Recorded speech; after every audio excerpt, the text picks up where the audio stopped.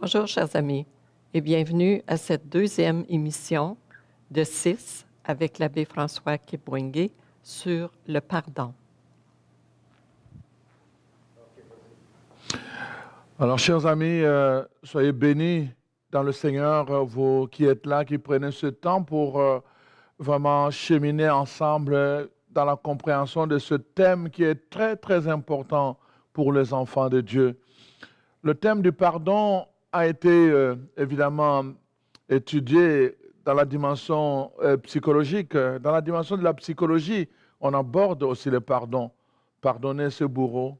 Mais je suis en train de l'aborder dans la dimension spirituelle, la dimension chrétienne, ce qui n'exclut pas, bien sûr, la dimension psychologique. Je l'aborde dans la dimension chrétienne pour voir les outils que nous donne la parole de Dieu pour vraiment mener notre vie, notre existence sur la terre dans un environnement qui nous est souvent imposé, même quand nous avons choisi. Je peux choisir de vivre à Ottawa, je peux choisir de vivre à Montréal, je peux choisir de vivre aux États-Unis, n'importe où. Mais même en choisissant le lieu, mon environnement va m'être imposé. C'est-à-dire, je ne veux pas choisir mes voisins, je ne veux pas choisir tout ce qui se passe en ce lieu-là. Moi, je vais choisir juste la maison que j'achète. Alors donc, comment vivre, n'est-ce pas, dans cet environnement qui nous est imposé? Un environnement qui est pluriel, au niveau des personnalités, au niveau, n'est-ce pas, des caractères, au niveau, n'est-ce pas, de la dynamique. Comment vivre dans cet environnement, surtout en demeurant un témoin, c'est-à-dire qu'en révélant la dimension de fils et de filles de Dieu. Je vous ai dit, la création attend la révélation de ses fils et de ses filles, donc à travers le témoignage que nous avons à donner. Et un des plus grands témoignages que nous avons à donner concerne le pardon. Pourquoi? Parce que le pardon est difficile à faire. Le pardon est très, très difficile. Laissez-moi vous dire, chers frères et sœurs, je ne sais pas si vous avez déjà fait attention. Quand on regarde en général dans notre vie de tous les jours, quand vous voyez le chrétien, le paroissien et tout le reste, vous allez leur parler de beaucoup de choses que Dieu demande. On va dire par exemple, hein, Dieu veut que vous ne puissiez pas faire l'idolâtrie et adorer un seul Dieu. Ils vont le suivre. Ils vont accepter cela. On va dire, voilà, vous ne pouvez pas faire l'adultère. Ils vont accepter cela parce que la parole de Dieu le demande. Ils vont dire, vous ne pouvez pas voler. Ils vont accepter sans problème parce que la parole de Dieu le demande. Beaucoup de choses qui sont déjà dans la parole de Dieu, les chrétiens, les chrétiennes vont l'accepter sans problème. Mais quand arrive le dossier du pardon, c'est là où plusieurs chrétiens et chrétiennes tombent, trébuchent. C'est là où ils perdent leur test. Le pardon, c'est un domaine très, très délicat, très difficile, et ceux qui réussissent, on les appelle les chrétiens extraordinaires. Parce que c'est un domaine très, très délicat. Plusieurs personnes, vous allez le voir au niveau de la piété, très, très engagées. Au niveau de la foi, très engagés. Ils sont toujours en train de prier Dieu, en train de servir à l'autel, en train de faire ceci.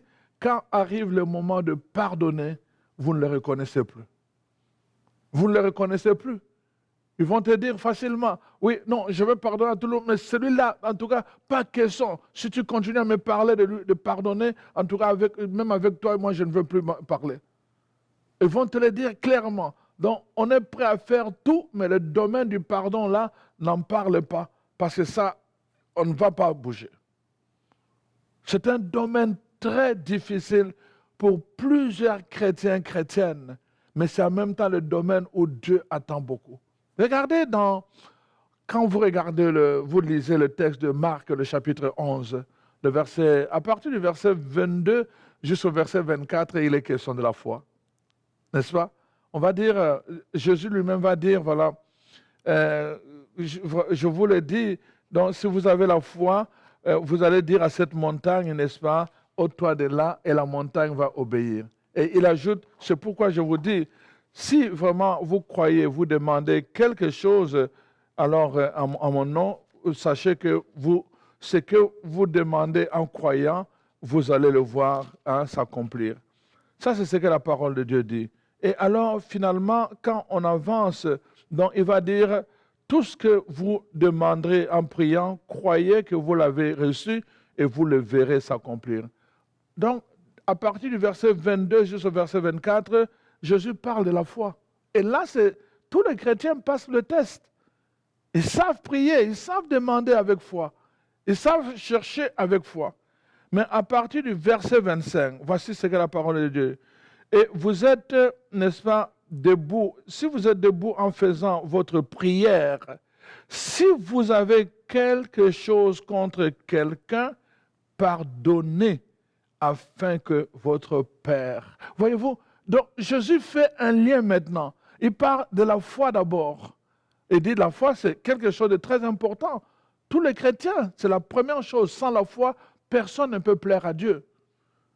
Donc, nous avons besoin de la foi pour venir à l'église, pour prier Dieu, pour partager la parole de Dieu, pour se mettre ensemble et prier ensemble. Nous avons besoin de la foi et nous professons la même foi quand nous sommes réunis.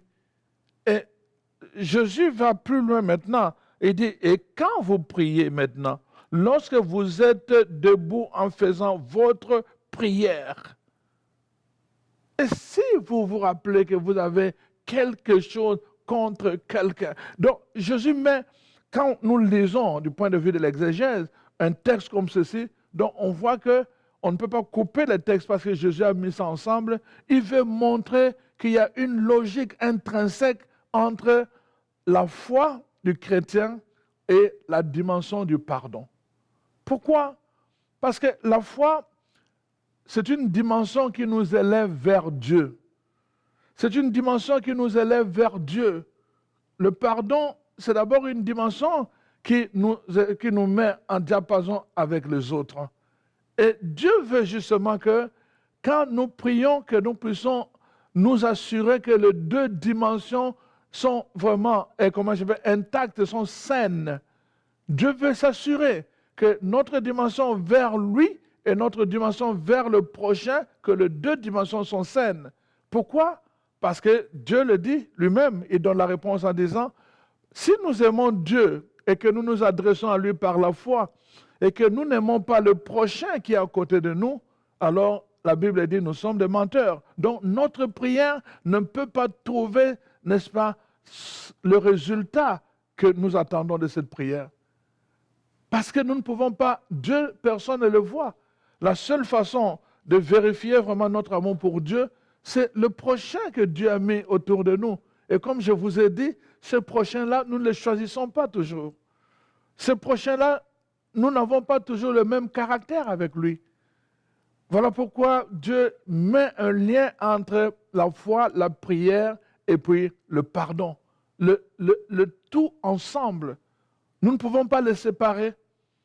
Si tu te rappelles que tu as quelque chose, d'ailleurs, dans Matthieu, il va dire, si tu te rappelles que quelqu'un a quelque chose contre toi, si l'autre a quelque chose contre toi, même quand ce n'est pas toi-même, mais l'autre a quelque chose contre toi, tu t'en rappelles, la parole de Dieu dit, alors tu dois maintenant toi-même te mettre en marche pour aller faire d'abord la réconciliation. Dans Matthieu, il est dit, tu laisses là ton offrande et tu vas, n'est-ce pas, te réconcilier d'abord avec ton frère. Après seulement, tu viendras présenter ton offrande. Quelle gravité dans ces paroles. Quand nous regardons la plupart des chrétiens qui viennent prier Dieu, ils ne commencent pas à mettre cet ordre-là dans leur vie. Jésus dit ceci, avant de présenter ton offrande, si tu te rappelles, tu te souviens que tu as quelque chose contre ton frère, ou bien ton frère a quelque chose contre toi, et dit, va d'abord régler cette dimension-là avec ton frère, après seulement, tu viendras te mettre dans la dimension envers moi. Il y a l'un qui précède l'autre. Ça dit que la dimension entre nous et les gens qui sont autour de nous précède la dimension avec Dieu. Nous devons nous assurer que cette dimension, cette relation avec les autres est saine quand nous voulons entrer en relation avec Dieu. C'est ça que Jésus veut nous dire. Nous ne pouvons pas le séparer. C'est les deux ensemble. Voilà pourquoi vraiment Dieu en fait, n'est-ce pas, il en fait une ordonnance en parlant du pardon, parce que les deux doivent aller ensemble. Nous devons nous aussi entrer dans cette dimension-là.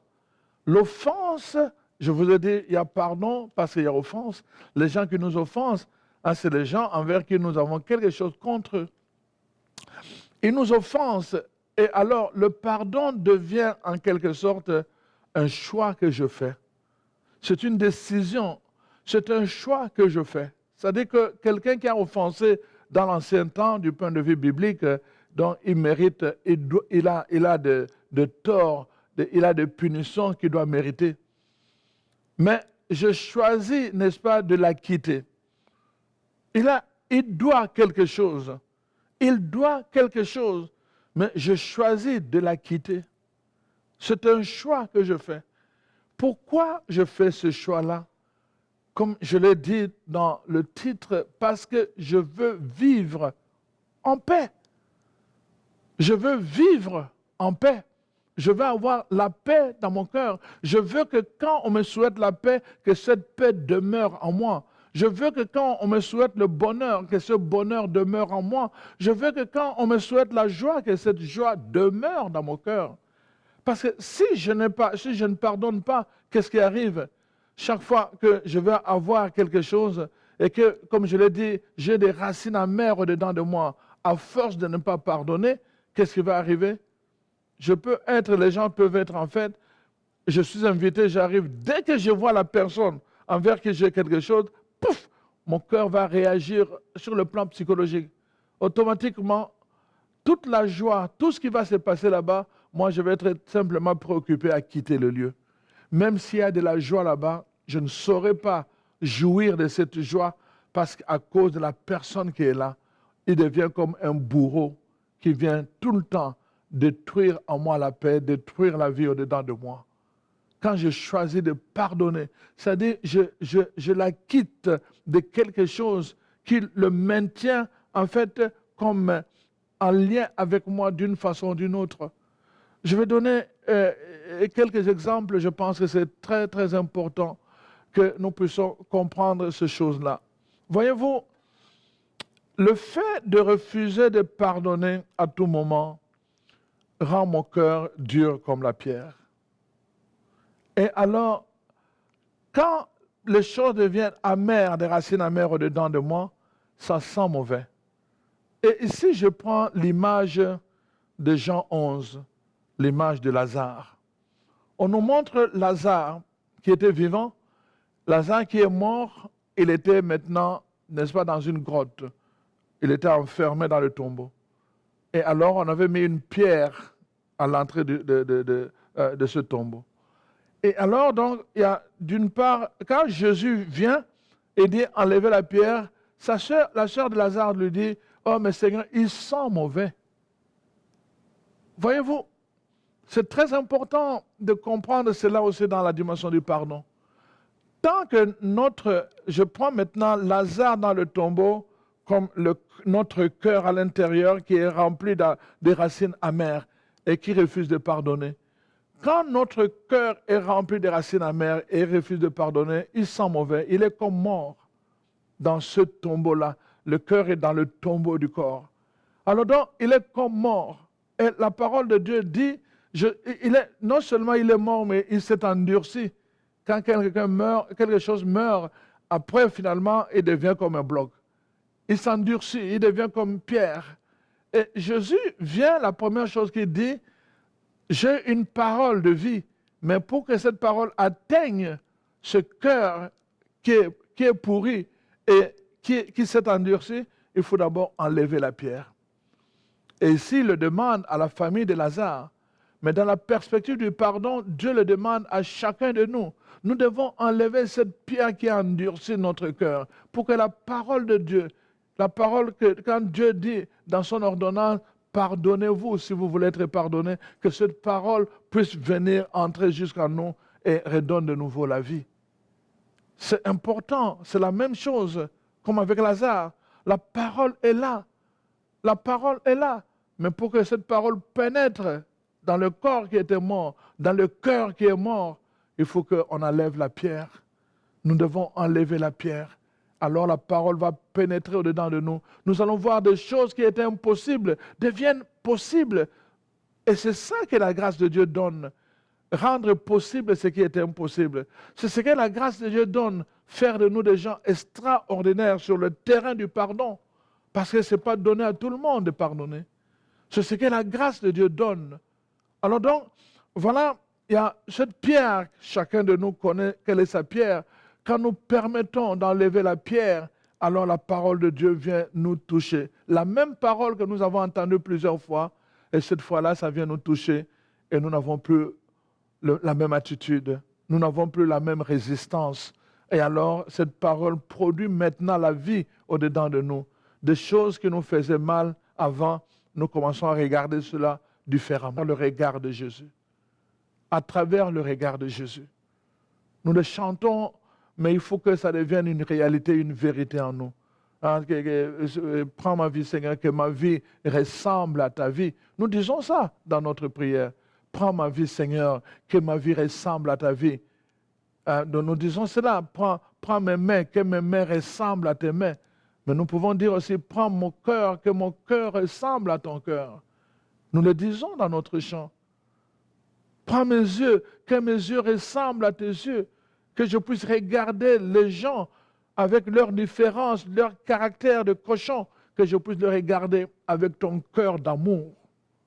C'est ça toute la différence. Voyez-vous, chers frères et sœurs, nous en sommes là. C'est une école, nous sommes appelés à apprendre. Et tant que nous n'avons pas appris, Dieu mettra des gens autour de nous parce que nous devons apprendre. Sinon, nous restons simplement en apparence vivants, mais au-dedans de nous, nous sommes morts. La parole de Dieu le dit, Apocalypse 3:1. Tu parais vivant, mais au-dedans de toi, tu es mort. Plusieurs chrétiens paraissent vivants. Ils sont vivants, ils vont à la messe tous les jours. Mais à l'intérieur, leur cœur est rempli de choses, de ripailles, de rancunes, de choses, de rébellion envers la parole de Dieu. Ils sont morts devant Dieu. Plusieurs chrétiens, tous les jours à la messe. Mais sur le terrain du pardon, ils sont nuls, ils sont morts. Voilà pourquoi la parole de Dieu nous met en garde. Donc, essaye d'entretenir encore ce qui reste vivant en toi. Parce que sinon, si je reviens, alors je vais t'enlever même ce que tu as et je le donnerai à quelqu'un d'autre. On a besoin vraiment de prendre conscience dans cette école. Si nous ne comprenons pas, Dieu lui-même va multiplier encore des choses pour nous faire apprendre et qui nous feront mal. Parce que Dieu veut que nous apprenions. Le royaume de Dieu, c'est un royaume d'éternité. Dieu ne veut pas que les rancuniers entrent dans l'éternité. Imaginez-vous que vous puissiez vous retrouver avec quelqu'un qui est rancunier, mais pour l'éternité. Qu'est-ce que ça sera comme vie? C'est dramatique. Voilà pourquoi c'est important que nous puissions être rabotés, n'est-ce pas, par la parole de Dieu. Et c'est un choix que nous devons faire, donner à Dieu la permission, n'est-ce pas, de nous émonder, donner à Dieu la permission de nous raboter, donner à Dieu la permission de nous façonner dans cette école du pardon. Nous devons lui donner la permission parce que Dieu nous a créés libres. Il ne peut pas nous forcer. C'est pour cela que le pardon, c'est un choix. Le pardon, c'est une décision que nous prenons librement. Même quand nous avons compris l'ampleur, nous prenons librement la décision, n'est-ce pas, d'acquitter le bourreau, de l'acquitter de la dette, de ce qu'il devait. Nous nous donnons vraiment l'acquittement total, mais par une décision libre. Voyez-vous, chers frères et sœurs. Je vais vous rappeler des choses. Peut-être c'est important ces images parce que ça nous permet de bien comprendre dans cette école comment on fonctionne. Avez-vous déjà remarqué dans certains films dramatiques, il y a des personnages qui jouent des rôles. Si vous les voyez sur la rue, vous pouvez même vous mettre en colère dans la vie réelle. Mais ils sont dans un rôle dans le film. Ils jouent un rôle. Leur rôle, c'est vraiment faire souffrir. Ils vont jouer ce rôle-là pour faire souffrir les gens. Vous allez voir, par exemple, une femme qui est en train de faire souffrir un enfant. Il fait souffrir et là, vous vous mettez à pleurer. Et pendant tout le film, dès que vous le voyez, même dans votre cœur, vous commencez même à avoir de la haine envers cette personne, tout en sachant que c'est un film. Tout en sachant qu'il est en train de jouer un rôle. Vous pouvez même vous mettre en colère envers cette personne. Mais la force du film tient aussi sur cette personne-là. À partir du moment où cette personne va terminer son rôle, en général, dès qu'il est éliminé ou qu'on l'a arrêté, en général, c'est la fin du film. Parce qu'il n'y a plus rien. Il n'y a plus rien. Il y a des personnes, leur rôle, c'est cela. Ils vont faire souffrir. Ils vont faire couler des larmes. Et à la personne dans le film, et parfois même aux personnes qui suivent le film. Mais c'est ça qui fait la force du film.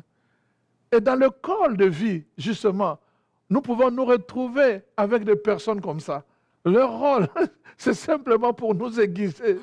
Dès qu'ils terminent leur rôle, c'est fini. Notre école a pris fin. Mais quand nous sommes en train de souffrir, c'est ça le problème. C'est difficile de comprendre que ces gens-là ont un rôle parfois bénéfique. C'est difficile de comprendre quand nous sommes en train de souffrir. C'est seulement après coup qu'on peut réaliser que, ah voilà, c'est sûr que ce qu'ils ont fait, le mal est un mal, il faut le condamner. Mais qu'est-ce que le mal a produit en moi? Comme le bien. On sait, par exemple, les enfants gâtés, on leur fait trop de bien. Ce bien aussi peut faire du tort. Le bien comme le mal, c'est toujours la loi de l'équilibre. Donc, tout a des conséquences sur la vie de quelqu'un. Comment nous regardons cela? Mais qu'est-ce que ça produit sur moi? Tout ce qu'on m'a fait, qu'est-ce que ça produit? Il y a un auteur, un philosophe français qui disait, l'essentiel, ce n'est pas ce qu'on a fait de toi, mais ce que tu as fait de ce qu'on a fait de toi. On t'a malmené, on t'a torturé, on a abusé de toi, on a fait beaucoup de choses. Qu'est-ce que tu as fait de ce qu'on a fait de toi? C'est très important. L'essentiel, c'est cela. Nous connaissons l'histoire, n'est-ce pas, de cet homme. Au moment où je suis en train de parler, je cherche, son nom m'échappe. Voilà, ses parents ont été tués lors de la Deuxième Guerre mondiale et il a vu quand on tuait son père. Alors, il a vu comment on a tué ses frères et sœurs. Et il était parmi les gens qui étaient obligés d'aller ramasser les habits de ses frères et sœurs et des autres pour aller le mettre dans les trains, comme à l'époque en Allemagne. Et alors, voyez-vous, cet homme, qu'est-ce qui s'est passé? Après, il a réussi à se faufiler en jetant des habits et il s'est faufilé dans le train. Et il s'est enfoui. Il s'est enfoui. Alors, finalement, il a pu se sauver de l'Allemagne en entrant dans le train des habits. Il s'est sauvé et il s'est retrouvé finalement en Angleterre et puis aux États-Unis. Et aux États-Unis, il a dit, voilà, je veux commencer une nouvelle vie. J'ai tout perdu. J'ai perdu mes parents, mes frères et sœurs. Je veux commencer une nouvelle vie. Il a trouvé une femme qu'il a beaucoup aimée et avec qui il a eu trois enfants. Et voilà qu'il dit, non, moi, la ville, ça ne m'intéresse plus, je veux une vie paisible en campagne. Et en vivant en campagne, voilà, un jour, pour résumer un peu, vous allez reconnaître cet homme. En vivant en campagne, voilà, un jour, sa femme prend la voiture avec ses 3 enfants pour aller faire des achats en ville. Lui est resté seul. Et la femme est allée, n'est-ce pas? Il est allé pour aller chercher la nourriture et sur le chemin de retour, il y avait un feu de brousse. Il y avait un grand feu. Et elle a pris le risque de vouloir traverser ce feu-là. C'était une erreur. À un moment donné, elle sort de la voiture pour aller éteindre le feu. Encore une deuxième erreur. Le feu a traversé la route et finalement la voiture, et on a retrouvé elle-même calcinée sur la route et les enfants calcinés dans la voiture. Et quand la police est arrivée, elle est allée vérifier auprès de monsieur. Quand on est venu annoncer au monsieur, il a vu, c'était un drame. Il venait de perdre sa 2e famille. Et vous connaissez cet homme, il voulait se suicider. Après, il a dit non, si je me suicide, qui parlera de ma famille? Je veux continuer à vivre pour parler de ma famille. Et il a continué, il a choisi de vivre, il a choisi de pardonner, il a choisi de vivre et il a passé sa vie à donner des conférences partout. Et le premier livre qu'il a écrit, qui a fait un grand succès, c'est « Au nom de tous les miens ». Profonde est celle qu'on trouve en Romains 6, où Paul, en fait, nous renvoie à la mort et à la résurrection de Jésus. Être baptisé, c'est mourir et ressusciter avec Jésus. Quand on te plonge dans l'eau, eh bien, ça veut dire que tu meurs. Ton ancienne vie est enterrée. Et dans le sépulcre, tout est fini. Et quand on t'enlève de l'eau, ça veut dire que tu es ressuscité, tu commences à vivre une vie nouvelle avec Dieu. C'est ça, en fait, la signification du baptême chrétien. Il y a une libération, chers frères et sœurs. Ce n'est plus la même chose. Voyez-vous, chers frères et sœurs, c'est très important que nous prenions conscience de cela. Tous ceux qui choisissent de pardonner, je vous ai parlé de l'histoire, n'est-ce pas, de cet auteur Martin Gray, n'est-ce pas, qui a écrit « Au nom de tous les miens ». Je vous ai raconté son histoire. Il a vu tous les siens, n'est-ce pas? Il a choisi de pardonner parce qu'il voulait choisir de vivre. Il voulait choisir une nouvelle vie avec sa famille. Il a choisi de pardonner. Quand tu refuses de pardonner, c'est comme une ombre qui, n'est-ce pas, qui continue à te hanter. Quelles que soient les circonstances, tu vas trouver des choses qui sont similaires à ce que tu as vécu. Ça va venir te chercher au-dedans de toi et ta vie va être des larmes. Des larmes. Si les larmes ne coulent pas de tes yeux, ça va couler de ton cœur.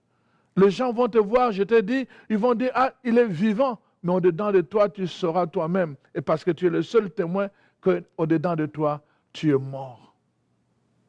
Tu es mort. Chers frères et sœurs, voilà pourquoi c'est important de faire le choix. Je choisis de pardonner, non pas parce que je tolère le mal, non pas parce que ce qu'il a fait est bien, non. Je choisis de pardonner parce que moi, je veux vivre. Moi, je veux vivre. Je ne veux pas être prisonnier du mal que quelqu'un a fait. Je ne veux pas être prisonnier de ce mal-là. Je ne veux pas donner le pouvoir à ce mal-là. Je choisis la vie. Je choisis la vie, que tout ce qu'ils ont fait soit différent. Remarquez dans la parole de Dieu l'histoire de Jésus. La parole de Dieu dit ceci,